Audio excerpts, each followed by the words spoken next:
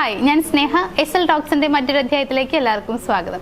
ഇന്നത്തെ വീഡിയോയിൽ ഞാൻ നിങ്ങളുമായിട്ട് ഷെയർ ചെയ്യാനായിട്ട് പോകുന്നത്, അതായത് നിങ്ങളോട് പറയാനായിട്ട് പോകുന്നത്, നിങ്ങൾ സ്നേഹിക്കുന്ന ആ ഒരു വ്യക്തിയുമായിട്ട് ഒരു ഇമോഷണൽ കണക്ഷൻ നിങ്ങൾക്ക് ബിൽഡ് ചെയ്തെടുക്കാൻ താല്പര്യമുണ്ടെങ്കിൽ, അങ്ങനെ ഒരു ആഗ്രഹം മനസ്സിലുണ്ടെങ്കിൽ അതിന് വേണ്ടിയിട്ട് നമുക്ക് ചെയ്യാൻ പറ്റുന്ന കുറച്ച് കാര്യങ്ങൾ, അതായത് കുറച്ച് വഴികളാണ്.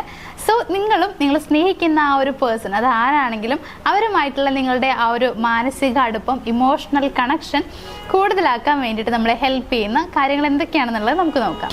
നമ്മുടെ ഒന്നാമത്തെ പോയിന്റ് എന്ന് പറയുന്നത് എംപതി ആൻഡ് വാലിഡേഷൻ ആണ്. അതായത് അവരുടെ കാഴ്ചപ്പാടുകൾ എന്താണെന്നുള്ളത് മനസ്സിലാക്കുക, അതേപോലെ തന്നെ അവരുടെ ഇമോഷൻസ്, അവരുടെ വികാരങ്ങളെ കൂടി പരിഗണിക്കാനായിട്ട് ശ്രമിക്കുക എന്നുള്ളതാണ്. ഇപ്പോൾ അവരുടെ കാഴ്ചപ്പാടെന്ന് പറയുമ്പോൾ അവരുടെ ചിന്താഗതി, ഇപ്പോൾ രണ്ടുപേരും ഡിഫറെൻ്റ് ആണ്. സോ രണ്ടുപേരുടെയും ചിന്താഗതികളും വളരെ വ്യത്യസ്തം ആയിരിക്കും എന്നുള്ളതാണ്. അപ്പോൾ ഇവിടെ നിങ്ങൾ ചെയ്യേണ്ടത് അവരുടെ കാഴ്ചപ്പാട്, അവരുടെ ഭാഗത്ത് നിന്ന് ചിന്തിക്കാനായിട്ട് ശ്രമിക്കുക എന്നുള്ളതാണ്. ഇപ്പോൾ ഏത് കാര്യം നടക്കുന്ന സമയത്താണെങ്കിലും, ഇപ്പോൾ നിങ്ങൾ തമ്മിൽ ചെറിയൊരു പ്രശ്നം, ചെറിയൊരു വഴക്ക് ഉണ്ടാവുകയാണെങ്കിൽ പോലും നിങ്ങളെക്കുറിച്ച് മാത്രം ചിന്തിക്കാതെ ആ ഒരു വ്യക്തിയുടെ സ്ഥാനത്ത് നിന്നോട് ചിന്തിക്കാം, എന്തുകൊണ്ടായിരിക്കും ഇവരിങ്ങനെ ചെയ്തിട്ടുണ്ടാവുക എന്നുള്ളത് അവരുടെ ഭാഗത്തു നിന്ന് ചിന്തിക്കാനായിട്ട് ശ്രമിക്കുക എന്നുള്ളതാണ്. അറ്റ് ദ സെയിം ടൈം അവരുടെ ഇമോഷൻസിന് പ്രാധാന്യം കൊടുക്കുക എന്നുള്ളതാണ്. അവർക്ക് വിഷമങ്ങൾ ഉണ്ടെങ്കിൽ ആ വിഷമങ്ങൾ നിങ്ങൾ മനസ്സിലാക്കുക, അവരുടെ കൂടെ നിൽക്കുക, എന്താണ് പ്രശ്നം എന്നുള്ളത് ചോദിക്കുക. നമ്മൾ വേറെ ഒന്നും ചെയ്തില്ലെങ്കിലും ഇത്തരത്തിൽ എന്താ നിനക്ക് പറ്റിയത്, അല്ലെങ്കിൽ നമുക്ക് എന്തെങ്കിലും വഴി ഉണ്ടാക്കാം എന്നൊക്കെ പറയുകയാണെങ്കിൽ തന്നെ അവർക്ക് പകുതി സമാധാനം ആവും എന്നുള്ളതാണ്. ഇപ്പോൾ ആരായാലും അങ്ങനെ തന്നെയാണ്. നമ്മൾ സ്നേഹിക്കുന്ന ആൾ നമ്മളുടെ കൂടെ ഉണ്ടെന്ന് അറിയുമ്പോൾ ഒരുപാട് സന്തോഷമാവാറുണ്ട്. മാത്രമല്ല ഇത്തരത്തിലുള്ള വാക്കുകളും വാഗ്ദാനങ്ങളൊക്കെ റിലേഷൻഷിപ്പിനെ കുറച്ചുകൂടി നല്ല മനോഹരമായിട്ട് മുന്നോട്ട് കൊണ്ടുപോകാനായിട്ട് സഹായിക്കുന്ന കാര്യങ്ങളാണ്. സോ ഇവിടെ നിങ്ങൾ ചെയ്യേണ്ട കാര്യം ഇത്രയേ ഉള്ളൂ.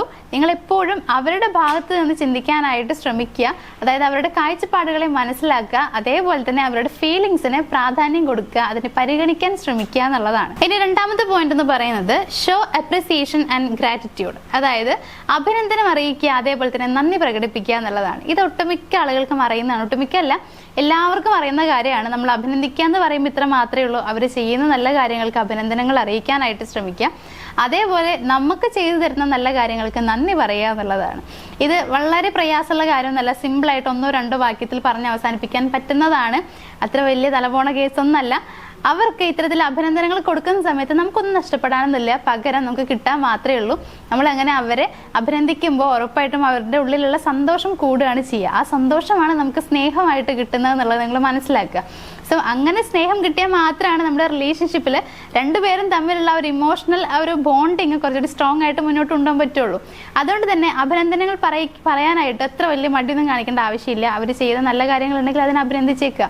അതേപോലെ നിങ്ങൾക്ക് ചെയ്തു തരുന്ന കുറേ കാര്യങ്ങളുണ്ടാവും. ഇപ്പം നമ്മൾ റിലേഷൻഷിപ്പിൽ നോക്കിയാൽ മനസ്സിലാവും, നമ്മൾ സ്നേഹിക്കുന്ന ആൾക്ക് നമ്മൾ എന്ത് കൊടുത്താലും നമുക്ക് മതിയാവില്ല. അവർക്ക് വേണ്ടി എന്ത് ചെയ്യണമെന്ന് വിചാരിച്ചു കഴിഞ്ഞാലും അത് ചെയ്ത് കൊടുക്കണം. അങ്ങനെയാണ്, അല്ലെങ്കിൽ നമുക്ക് സമാധാനം ഉണ്ടാവില്ല എന്നുള്ളതാണ്. സോ ഇത്തരത്തിൽ നിങ്ങൾക്ക് വേണ്ടി അവർ എന്തെങ്കിലുമൊക്കെ ചെയ്തു തരുന്നുണ്ടെങ്കിൽ, ചിലപ്പോൾ സ്പെഷ്യൽ ആയിട്ടൊക്കെ എന്തെങ്കിലും ചെയ്തു തരുന്നുണ്ടാവും, സ്പെഷ്യൽ ഡിഷുകൾ ഉണ്ടാക്കി തരുന്നുണ്ടാവും, എന്തെങ്കിലും വാങ്ങി തരുന്നുണ്ടാവും, നിങ്ങൾക്ക് എന്തെങ്കിലും ഹെൽപ്പ് ചെയ്യാനായിട്ട് ശ്രമിക്കുന്നുണ്ടാവും. സോ ഇങ്ങനെയൊക്കെ ചെയ്യുകയാണെന്നുണ്ടെങ്കിൽ നന്ദി കൂടി പ്രകടിപ്പിക്കുക എന്നുള്ളതാണ്. അപ്പോൾ നമ്മുടെ ഈ ഒരു പോയിന്റ് എന്ന് പറയുന്നത് ഇത്രയേ ഉള്ളൂ. അഭിനന്ദനങ്ങൾ അറിയിക്കുക, അതേപോലെ നന്ദി പ്രകടിപ്പിക്കാൻ മടിക്കാതിരിക്കുക എന്നുള്ളതാണ്. ഇനി മൂന്നാമത്തെ പോയിന്റ് എന്ന് പറയുന്നത് നോൺ ജഡ്ജ്മെന്റൽ ആണ്. അതായത് സ്വീകാര്യത. നിങ്ങൾ ആരാണെന്നുള്ളത് നിങ്ങൾക്ക് കൃത്യമായിട്ട് അറിയാം. സോ നിങ്ങൾ ആരാണെന്നുള്ളത് മനസ്സിലാക്കിയിട്ട് തന്നെയാണ് നിങ്ങൾ നിങ്ങളെ സ്നേഹിക്കുന്നത്. അതേപോലെ നിങ്ങളുടെ ഓപ്പോസിറ്റ് നിൽക്കുന്ന പേഴ്സൺ എങ്ങനെയാണ്, അല്ലെങ്കിൽ അതായത് ആ ആളിൽ എന്തൊക്കെ സ്വഭാവങ്ങളാണുള്ളത്. ചിലപ്പോൾ മോശമായിട്ടുള്ള കുറേ ക്യാരക്ടർ ഉണ്ടാവും, ചിലപ്പോൾ നല്ലതായിട്ടുള്ള കുറേ സ്വഭാവങ്ങൾ ഉണ്ടായിരിക്കാം. സോ ഇതെന്താണെന്നുള്ളത് കൃത്യമായി മനസ്സിലാക്കി അവരെ സ്നേഹിക്കുക എന്നുള്ളതാണ്. അപ്പോൾ അതിനെ സ്വീകരിക്കാൻ ശ്രമിക്കുക, അംഗീകരിക്കുക എന്നുള്ളതാണ് നമ്മളോട് ചെയ്യേണ്ട കാര്യം എന്ന് പറയുന്നത്. നമുക്ക് എന്തൊക്കെ മോശം സ്വഭാവം ഉണ്ടെങ്കിലും നമ്മളെ വെറുക്കാറില്ല, നമ്മളെ സ്നേഹിക്കാൻ മാത്രമേ ചെയ്യുള്ളൂ. അതേപോലെ തന്നെ നമ്മുടെ ഓപ്പോസിറ്റ് നിൽക്കുന്ന ആളെയും അവരിൽ എന്തൊക്കെ മോശം സ്വഭാവങ്ങൾ ഉണ്ടെങ്കിലും വേണമെങ്കിൽ നമുക്കതിനെ മാറ്റിയെടുക്കാം. വളരെ മോശമായിട്ടുള്ള ഏതെങ്കിലും സ്വഭാവം ഉണ്ടെങ്കിൽ അതിനെ മാറ്റിയെടുക്കാൻ ശ്രമിക്കാം. നിങ്ങൾക്ക് രണ്ടുപേർക്കും കുഴപ്പമില്ലാത്ത രീതിയിലൊക്കെ പോകുന്നതാണെങ്കിൽ അത്ര വലിയ പ്രശ്നമില്ലാണ്ട് അതിനെ മറക്കാൻ ശ്രമിക്കുക എന്നുള്ളതാണ്. അപ്പോൾ ഇവിടെ ചെയ്യേണ്ട ഇത്ര മാത്രമേ ഉള്ളൂ. അവരെന്താണെന്നുള്ളത് മനസ്സിലാക്കുക, നമ്മളെ പോലെ അവരെയും സ്നേഹിക്കാനും അംഗീകരിക്കാനും ശ്രമിക്കുക. ഇനി നാലാമത്തെ പോയിന്റ് എന്ന് പറയുന്നത് പരസ്പരം ക്ഷമിക്കുകയും മനസ്സിലാക്കുകയും ചെയ്യുക എന്നുള്ളതാണ്. അതായത് ഇപ്പൊ അവരെന്തെങ്കിലും തെറ്റുകൾ ചെയ്തിട്ടുണ്ടെങ്കിൽ അതിൽ തന്നെ ഇങ്ങനെ തൂങ്ങിപ്പിടിച്ച് നിൽക്കേണ്ട ആവശ്യമില്ല. ആ തെറ്റ് ചെയ്ത് കഴിഞ്ഞാൽ ആ ഒരു പ്രശ്നത്തോടു കൂടി ആ കാര്യങ്ങൾ വിട്ടേക്കുക. പിന്നീട് അങ്ങോട്ട് തുടർന്നുള്ള ലൈഫിൽ ആ കാര്യം കൊണ്ടുവരാതിരിക്കുക എന്നുള്ളതാണ്. അപ്പോൾ ഇവിടെ നിങ്ങൾ അവരെ മനസ്സിലാക്കാൻ ശ്രമിക്കുകയാണ് ചെയ്യേണ്ടത്. അതായത് അവരുടെ തെറ്റുകൾ വീണ്ടും വീണ്ടും ആവർത്തിച്ച് പറഞ്ഞുകൊണ്ടേ ഇരിക്കരുത്. ഇപ്പം എന്തെങ്കിലുമൊക്കെ മിസ്റ്റേക്കുകൾ പറ്റിയിട്ടുണ്ടെങ്കിൽ അതിനവർ സോറി ചോദിക്കുകയാണെങ്കിൽ തന്നെ പെട്ടെന്ന് തന്നെ അത് വിട്ട് കളഞ്ഞേക്കുക. ഓക്കെ, കുഴപ്പമില്ല, ഇന്ന് നമ്മുടെ ലൈഫിൽ ആ ഒരു പ്രശ്നം വരരുത് എന്ന് പറഞ്ഞിട്ട് അതിനെ വിടാൻ ശ്രമിക്കുക എന്നുള്ളതാണ്. ഒരിക്കലും ആ ഒരു പ്രശ്നത്തെ ഇങ്ങനെ ഇപ്പം വേറെ എന്തെങ്കിലുമൊക്കെ കാര്യം വരുമ്പോഴത്തേക്ക് നീ അന്ന് അത് ചെയ്തില്ലേ, അല്ലെങ്കിൽ അങ്ങനെ പറഞ്ഞില്ലേ എന്ന് പറഞ്ഞിട്ട് ആ ഒരു പ്രശ്നം എടുത്തിടാതിരിക്കുക എന്നുള്ളതാണ്. നമ്മൾ ഒട്ടുമിക്ക ആളുകളും ചെയ്യുന്ന കാര്യമാണ്. ചിലപ്പോൾ എന്നോ കഴിഞ്ഞ കാര്യമായിരിക്കും, 3-4 വർഷം മുന്നേ കഴിഞ്ഞ കാര്യങ്ങളൊക്കെ ആയിരിക്കും.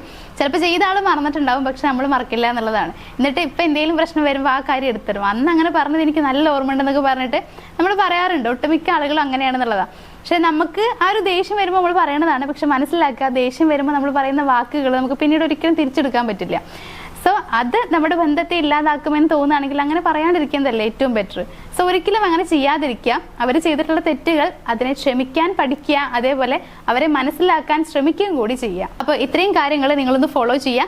അതേപോലെ തന്നെ നിങ്ങൾ മനസ്സിലാക്കേണ്ട മറ്റൊരു കാര്യമുണ്ട്. ഇപ്പോൾ രണ്ടുപേർ തമ്മിലുള്ള ഒരു ഇമോഷണൽ കണക്ഷൻ ഉണ്ടാക്കിയെടുക്കുക എന്ന് പറയുമ്പോൾ അതിന് രണ്ടുപേരുടെയും പരിശ്രമം ആവശ്യമാണെന്നുള്ളതാണ്. സോ ഒരാൾ മാത്രം മുൻകൈ എടുത്താൽ പോരാ, രണ്ടുപേരും അതിന് വേണ്ടി മുൻകൈ എടുക്കാനായിട്ട് ശ്രമിക്കാറ്. റിലേഷൻഷിപ്പ് മുന്നോട്ട് കൊണ്ടുപോകണമെന്നുണ്ടെങ്കിൽ രണ്ടുപേരുടെയും താല്പര്യം വളരെ പ്രാധാന്യമുള്ളതാണെന്നുള്ളത് മനസ്സിലാക്കുക.